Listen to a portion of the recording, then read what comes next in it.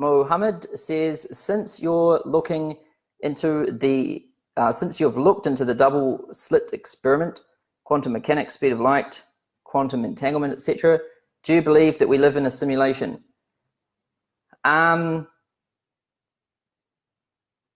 It's hard. It depends. Like, it depends on all of these definitions of these words that we're using here, right? Because we're using words to explain something else, and the thing we're trying to explain is much more complicated than the language system we have to explain it. So it's very hard for us. You might mean one thing when you say that, and the way I respond to it, I might be thinking about something totally different. So we can get confused here. But I do think that our life is basically like a simulation. And what I mean by that is not like a computer simulation, but, we're seeing atoms and particles and things, and then we just see them as these images that we see. And so, that's not necessarily, what we see isn't necessarily what's there.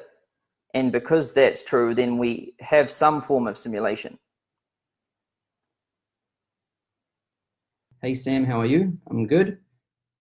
I've got a question for you. In week 2, you talk a lot about our brain algorithm, about quantum physics applied to ourselves and our paradigms, about some psycho-cybernetic concepts, etc., all of which trends to show us that our brain and even our world itself is very much like a computer or a program. My question is, what do you think of the simulation theory? Some thoughts to share about it. I don't really like theories, to be honest, because they're just theories, and anyone can form a theory on anything.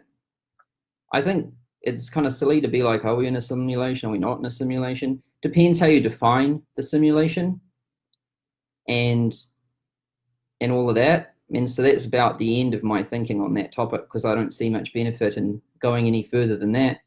But I think the problem that a lot of people have with their minds and their thinking is that they see everything as a solid material thing that is the way that it looks. So like that table over there, that is solid and that is separate from me. And they see a separation between subject and object, and then they see separation between all different objects, and they think there is no interrelationship between the objects.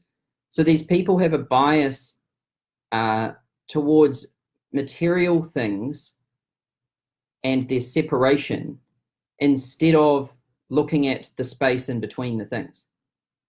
And I like to look at the space in between the things and the relationships between the objects. That tells me a lot.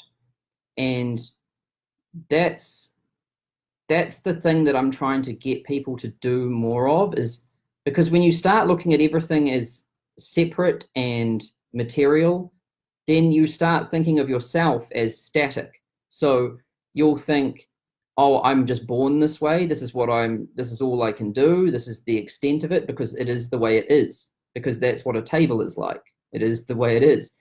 And it's not like that at all. You can make it whatever you want. And so that's why I go into all of that stuff in the mindset training, just to kind of break people's minds. Because, it's kind of like chemistry. If I want to change the state of something, I first have to apply a lot of energy to it to get it to change state. I have to take water, boil it, turn it into gas, and get it chaotic so that I can reassemble the pieces and then freeze it back down to its new state. And so that's what I'm basically doing in the mindset thing, is I'm trying to shake it all up and get it out and then break it and get it back in place, because you can't change the state of something when it's still in its current form. And so that's why I go over those different topics, just to shake everything apart.